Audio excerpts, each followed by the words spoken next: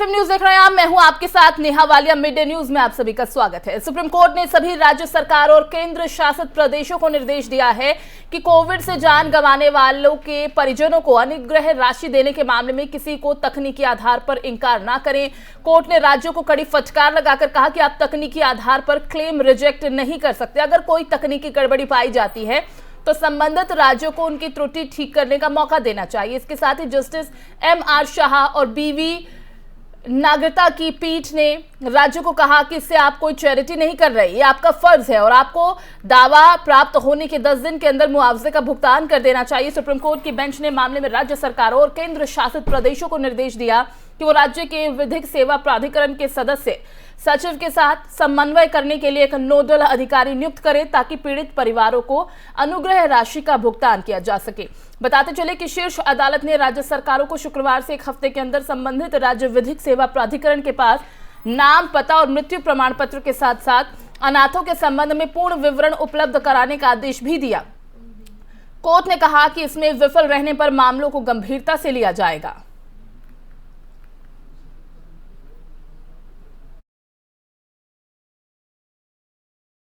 और उधर supreme court ने कोविड से जान गंवाने वाले पारसी समुदाय के लोगों के शवों की पारंपरिक अंतिम संस्कार के लिए प्रोटोकॉल और मानक संचालन प्रक्रिया पर केंद्र और पारसी समुदाय के बीच बनी सहमति को शुक्रवार को मंजूरी दे दी है। इसके तहत पक्षियों या जंतुओं के किसी संपर्क को रोकने के लिए टावर ऑफ साइलेंस में धातु का बना एक जाल लगाया जाएगा। जस्टिस DY चंद्रचूड़ और सूर्यकांत की पीठ ने उस सहमति का जिक्र किया जिस पर केंद्र और सूरत पारसी पंचायत बोर्ड पहुंचता।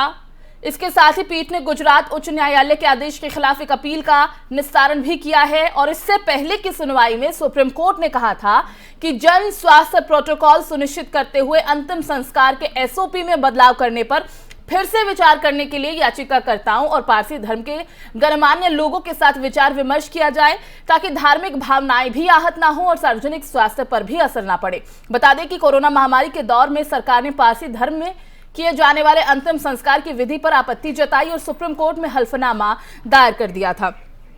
इसी खबर पर ज्यादा बातचीत के लिए एफएम न्यूज के वरिष्ठ कार्यकारी संपादक का रुख कर लेते हैं। अनिल मिश्रा जी हैं हमारे साथ। तो मिश्रा जी, सुप्रीम कोर्ट ने आज 2 अहम फैसले दिए हैं। पारसी समुदाय के लिए अंतिम संस्कार के प्रोटोकॉल को मंजूरी दे दी है, साथ ही साथ फटकार लगाते हुए ये भी कहा है कि कोरोना के दौरान जिन लोगों ने जान गंवाई थी उन्हें मुआवजा दिया जाए, जो भी त्रुटि है उसे ठीक किया जाए। जी बिल्कुल ठीक कहा आपने। जिस ढंग से अगर आपको याद हो, कोरोना की दूसरी लहर के बाद जिस एक समाज में जिस तरह से इस महामारी का प्रकोप बढ़ा था और उसके बाद मौतों की संख्या बहुत ज्यादा बढ़ी थी, तो उस पर कहीं न कहीं समाज की तरफ से विभिन्न राजनीतिक संगठनों और कुछ समाज सेवी संस्थाओं के द्वारा उनको कुछ न कुछ मुआवजा या राहत के रूप में देने की मांग की गई थी, जिसमें केंद्र सरकार और राज्य सरकार दोनों आपस में विचार विमर्श कर रहे थे, लेकिन कहीं कोई प्रॉब्लम होने की वजह से मामला क्लियर हो नहीं पा रहा था, जिसमें बाद में मुआवजा देने का ऐलान किया गया। लेकिन साल भर से ज्यादा हो गया है, उसके बावजूद मुआवजे अभी लोगों को मिल नहीं पा रहे हैं, जिसमें सबसे बड़ी प्रॉब्लम आ रही थी तकनीकी आधार पर। तकनीकी आधार में का मतलब ये है कि कुछ तो जैसे ऑनलाइन रजिस्ट्रेशन कराने की बात कही गई थी, तो वो ऑनलाइन के लिए सुप्रीम कोर्ट ने बहुत साफ बोला है कि जरूरी नहीं है कि हर आदमी ऑनलाइन रजिस्ट्रेशन करा सके। तो अगर किसी का ऑनलाइन रजिस्ट्रेशन नहीं है तो इसका मतलब ये नहीं है कि उसको मुआवजा नहीं मिलेगा। और दूसरा तकनीकी इसमें ये था कि मेडिकल रिपोर्ट के आधार पर, क्योंकि अभी भी ये कंफ्यूजन बना हुआ है कि उस आदमी की कोरोना काल में कोरोना से डेथ हुई कि नहीं, तो चूंकि किसी भी पोस्टमार्टम रिपोर्ट में या डेथ सर्टिफिकेट में कोरोना से मौत हुई है ऐसा नहीं लिखा जा रहा है, जिस पर काफी बहस हुई है सुप्रीम कोर्ट में। पक्ष विपक्ष ने अपने अपने तर्क रखे हैं, जिसमें सुप्रीम कोर्ट ने डायरेक्शन दिया है कि आप उस दौरान किसी भी व्यक्ति की मौत हुई है तो वो किसी भी तरह की बीमारी से था, अगर वो उस टाइम पीरियड में एडमिट हुआ है, क्योंकि उस टाइम केवल कोरोना से रिलेटेड ही पेशेंट एडमिट होते थे हॉस्पिटल्स में, तो उनको कोरोना की लिस्ट में शामिल किया जाए और उनको जो मुआवजा का अनाउंसमेंट हुआ है वो दिया जाए। क्योंकि सुप्रीम कोर्ट ने बड़े साफ शब्दों में ये लाइन कही है कि सरकार लोक कल्याण कार्य के लिए होता है और लोक कल्याणकार कार्य जो है वो इस तरह की जो छोटी छोटी प्रॉब्लम्स आती है उसमें रुकावट या बाधा नहीं उत्पन्न कर सकती। जी, इसीलिए फटकार लगाते हुए ये भी कहा गया कि आप कोई चैरिटी नहीं कर रहे हैं, आपका फर्ज है, आपको अपना फर्ज पूरा करना होगा। जी बिल्कुल, मैंने यही बताया ना कि सुप्रीम कोर्ट ने साफ शब्दों में कहा है कि लोक कल्याण का कार्य है और जिसके लिए सरकार चुनी जाती है, सरकारें बनती हैं, ये उनकी जिम्मेदारी बनती है कि वो इस कार्य को बखूबी निभाएं। जी जी, बहुत बहुत शुक्रिया मिश्रा जी इस तमाम जानकारी के लिए। तो जैसा कि आपने सुना कि सुप्रीम कोर्ट की तरफ से भी फटकार लगाई गई है और कहा गया है कि जिस तरह का कार्य आपको करने के लिए दिया गया है उसे जल्द से जल्द किया जाए, क्योंकि किसी तरह की चैरिटी नहीं है, ये आपका फर्ज है, इसे आपको पूरा करना होगा।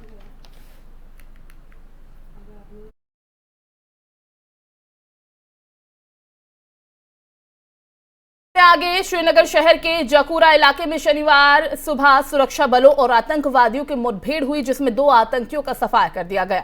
मारे गए आतंकी लश्कर-ए-तैयबा और टीआरएफ के सदस्य थे। इनके पास से तलाशी अभियान के दौरान पुलिस ने 2 पिस्टल और कई अन्य आपत्तिजनक सामग्री बरामद की है।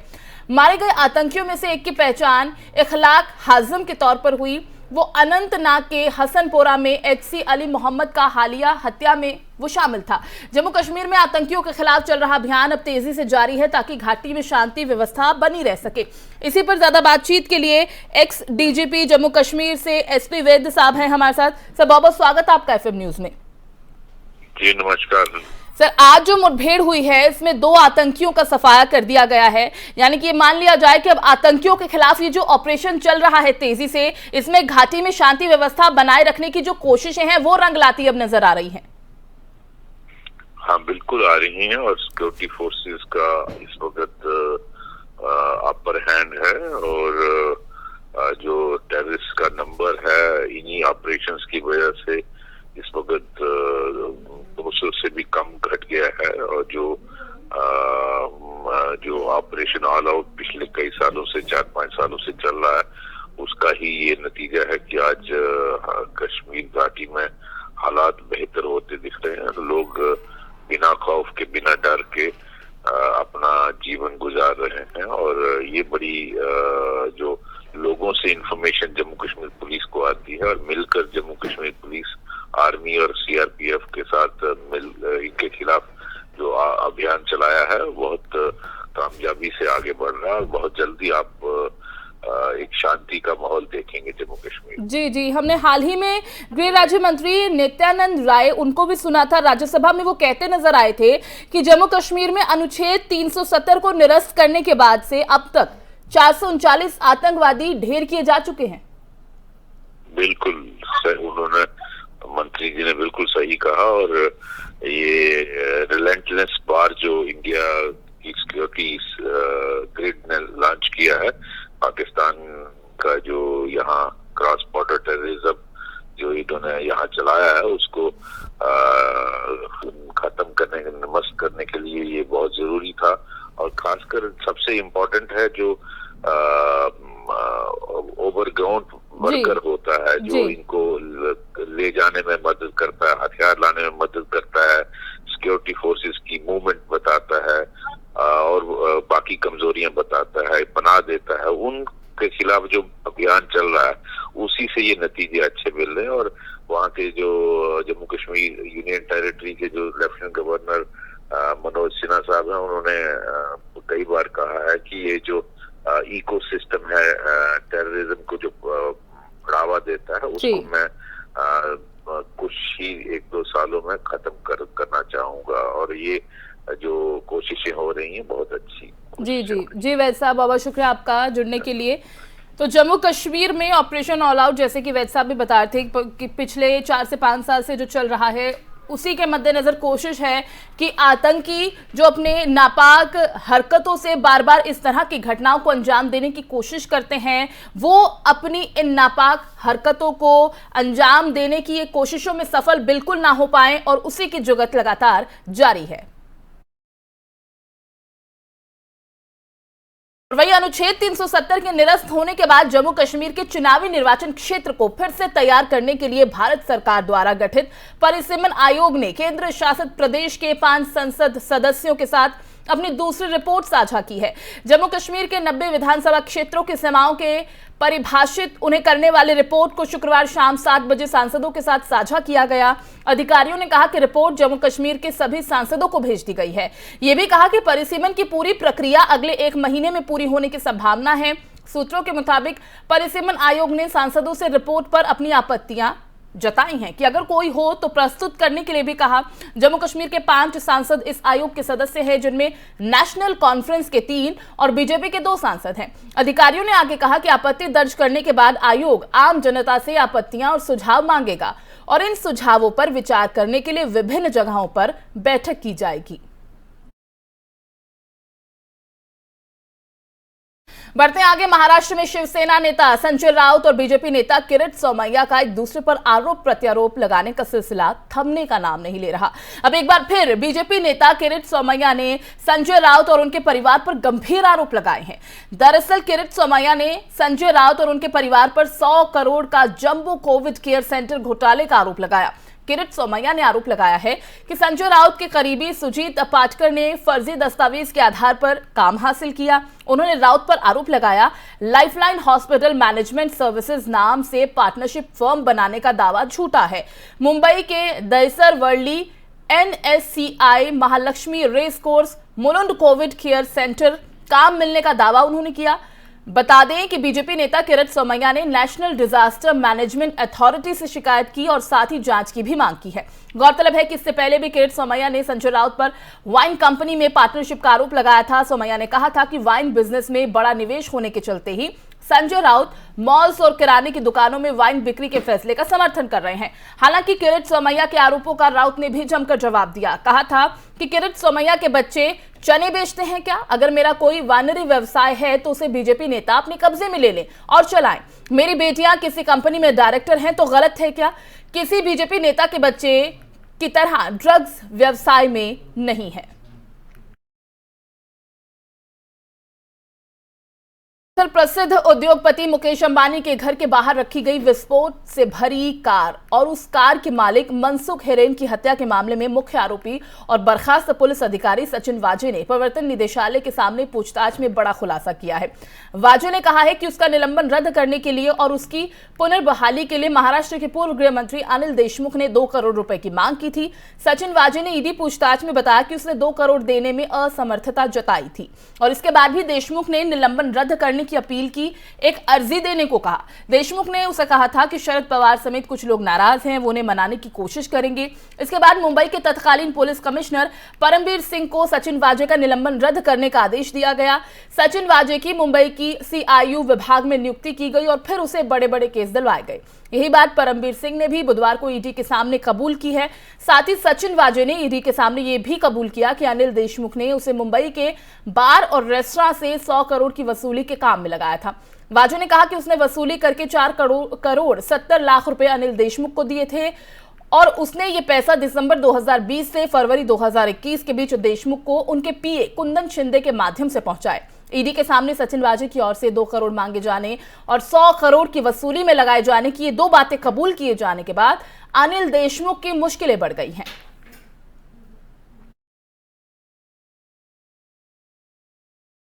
AIMIM के चीफ अजदुद्दीन ओवैसी पर जो हमला हापुड़ के छिचजारसी टोल प्लाजा पर जो हुआ है, अगर हमलावरों को मौका मिलता तो ये हमला सितंबर महीने में संभल में ही हो जाता और वो ज्यादा घातक और जानलेवा साबित होता।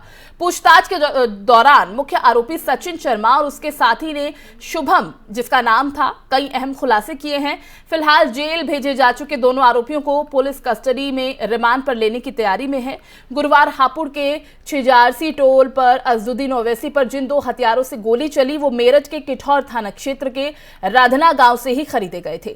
मुख्य आरोपी सचिन शर्मा के पास से 9 mm की पिस्टल और 3 खोखे पुलिस को बरामद हुए, तो वहीं शुभम के पास से एक 32 बोर का रिवॉल्वर और एक खोखा बरामद हुआ। दोनों ही आरोपियों से शुरुआती पूछताछ में इतना तो साफ हो गया है कि इस हमले में किसी अन्य साजिशकर्ता की फिलहाल भूमिका नहीं है। मुख्य आरोपी सचिन शर्मा ने ही इस पूरी घटना की प्लानिंग रची और अपने दोस्त शुभम को भी इसमें साथ लिया।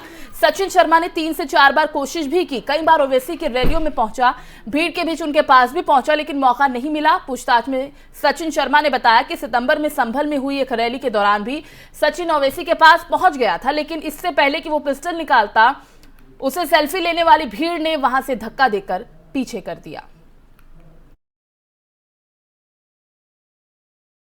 केंद्र सरकार सोशल मीडिया कंपनियों के लिए कड़े नियम बनाने पर विचार कर रही है। इस बात की जानकारी electronics and information technology minister Ashwini Vaishnaw ने दी है। उन्होंने कहा कि अगर संसद में राजनीतिक सहमति बन जाती है तो इंटरनेट पर नागरिकों की सुरक्षा के लिए सरकार सोशल मीडिया कंपनियों के लिए नियम कड़े कर देगी। कांग्रेस सांसद आनंद शर्मा के सवाल का जवाब देते हुए उन्होंने ये बात कही है।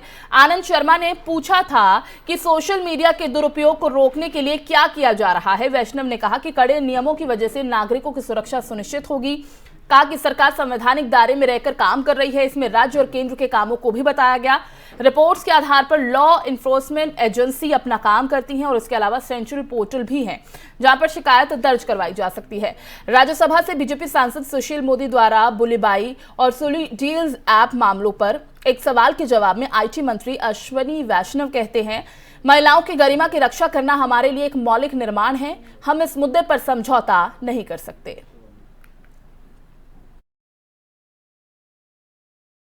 और वहीं प्रधानमंत्री नरेंद्र मोदी 11वीं सदी के भक्ति शाखा के संत श्री रामानुजाचार्य की स्मृति में आज हैदराबाद में स्टैच्यू ऑफ इक्वालिटी प्रतिमा का अनावरण करेंगे। इसे राष्ट्र को समर्पित करेंगे। इसके अलावा प्रधानमंत्री राज्य के पाटन चेरू में अंतर्राष्ट्रीय फसल अनुसंधान संस्थान के अर्ध शुष्क उष्ण कटिबंधीय परिसर का दौरा कर संस्थान की 50वीं वर्षगांठ समारोह का शुभारंभ करेंगे। आधिकारिक सूत्रों के मुताबिक तेलंगाना के मुख्य सचिव सोमेश कुमार और पुलिस महानिदेशक एम महेंद्र रेड्डी ने प्रधानमंत्री के दौरे की तैयारियों का शुक्रवार को जायजा लिया। प्रधानमंत्री कार्यालय की तरफ से जारी एक बयान के मुताबिक मोदी 216 फुट ऊंची स्टैच्यू ऑफ इक्वालिटी प्रतिमा का अनावरण करेंगे। ये प्रतिमा 11वीं सदी के भक्ति शाखा के संत की याद में बनाई गई है। ये प्रतिमा पंच धातु से बनी है जिसमें सोना, चांदी, तांबा, पीतल और जस्ता का एक संयोजन है।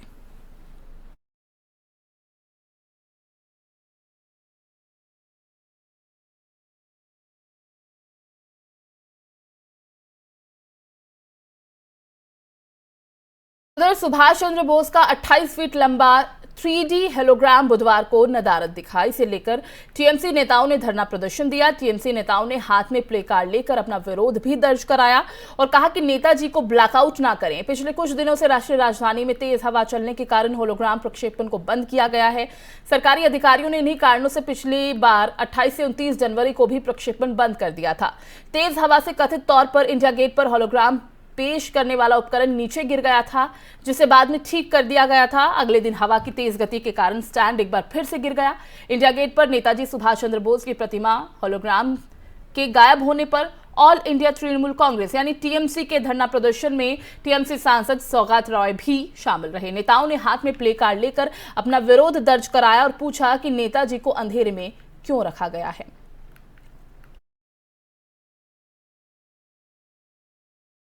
और जैसा कि सभी जानते हैं, आज बसंत पंचमी का त्योहार है। भारत की संस्कृति त्योहारों की जड़ से जुड़ी हुई है। नया साल शुरू होने के साथ ढेरों त्योहारों की कड़ी में एक बार फिर नए सिरे से शुरुआत हो चुकी है। हिंदू पंचांग के मुताबिक इस साल बसंत पंचमी का त्योहार 5 फरवरी यानी आज मनाया जा रहा है। और आज के इस शुभ मौके पर पूरे देश में मां सरस्वती की पूजा की जा रही है। मां सरस्वती का साज श्रृंगार करते हुए उन्हें पीला या सफेद वस्त्र पहनाया जाता है, जिसके बाद उन्हें भोग लगाकर पूजा अर्चना की जाती है। इस पावन मौके पर राष्ट्रपति रामनाथ कोविंद ने, प्रधानमंत्री नरेंद्र मोदी ने सभी देशवासियों को शुभकामनाएं दी हैं। अपने अपने आधिकारिक ट्विटर हैंडल से ट्वीट भी किया है और सभी देशवासियों को बसंत पंचमी की बधाई दी। प्रधानमंत्री मोदी ट्वीट करते हैं कि सभी देशवासियों को बसंत पंचमी की और सरस्वती पूजा की ढेरों शुभकामनाएं। मां शारदा की कृपा आप सभी पर बनी रहे। ऋतुराज बसंत हर किसी के जीवन में हर्षोल्लास लेकर आए।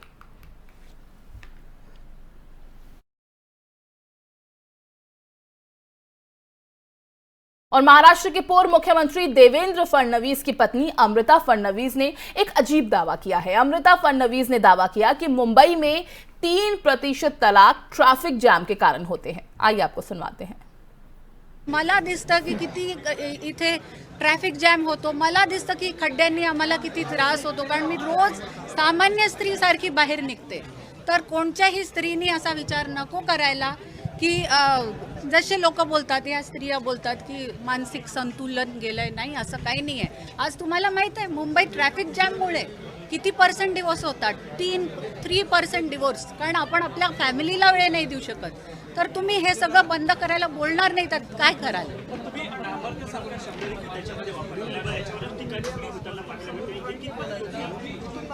तर आता ज्यांच्या बाबतीत वापरला होता त्यांना लोकांनीच हे नाव दिलेलं आहे.